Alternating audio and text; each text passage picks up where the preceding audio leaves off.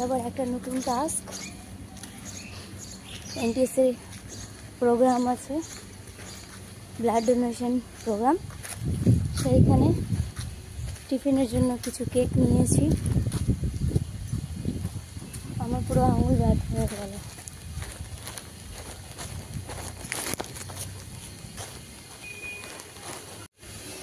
বাবা, আর কিরকম টানা ব্যাগটা বাস থেকে তুলে নিয়ে আসছি। রাস্তাটা কবে যে ঠিক করবে, ধুলা ধুলাই হয়ে যাবে। আমার হাত তো লোটর পোটর ভারী হয়েছে, আঙুলটা ছুটে পড়ে যাবে, কি অবস্থা হয়ে যাচ্ছে।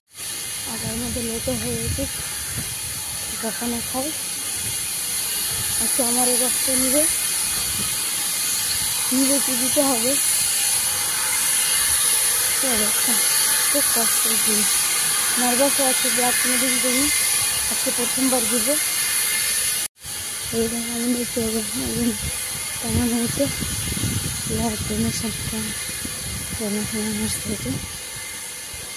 তবে সময় সময় ভালো লাগেছে, মনে হয় আমাদের কি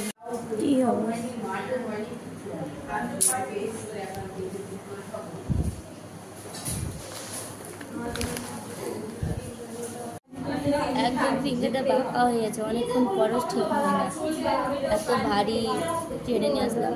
এখন ব্লাড ডোনেশন ক্যাম্পের জন্য ফ্লাওয়ার কিনতে যেতে হবে, জিনিসপত্র নামাতে হবে ডেকোরেশনের জন্য। তো ঠিক আছে, এখন সবাই বকা দিচ্ছে আমাকে যে কাজের চাপগুলো আমাদের উপরে কেন দিচ্ছ।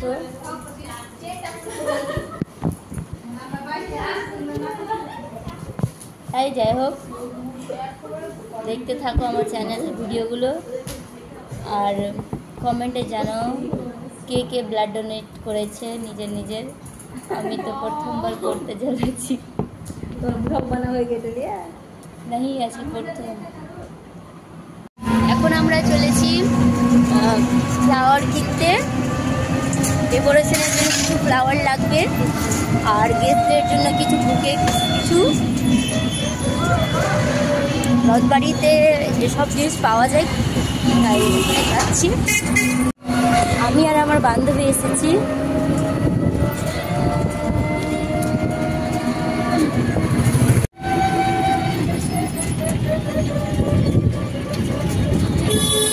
আবার ভিড়ময় রাস্তা, ট্রাফিক। চলে এসেছি ফুলের দোকানের কাছে। তো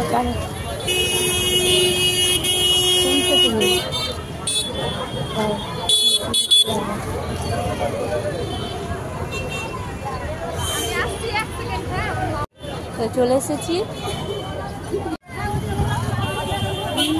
কত সুন্দর মালা বানানো চলছে।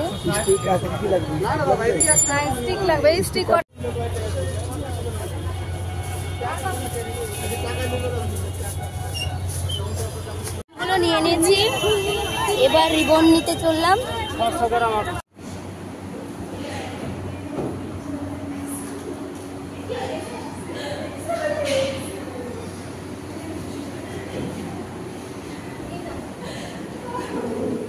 এখন আমাদের সিলেকশন চলছে, ফার্স্ট ইয়ারের অনেকজন বাদ পড়ে গেল, এখন আমাদের চলছে।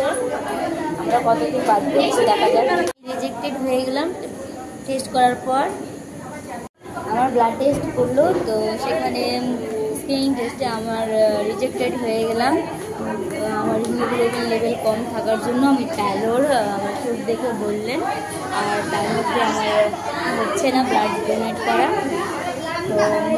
তো খুশিও আছি, দুঃখও আছি। দুধ দিতে যাওয়ার ইচ্ছে ছিল, কিন্তু ভয় লাগছিল যেহেতু এর আগের বারও রিজেক্টেড হয়ে গেছিলাম।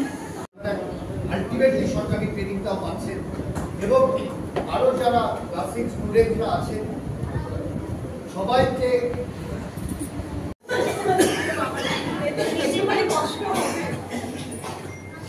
ম্যাডাম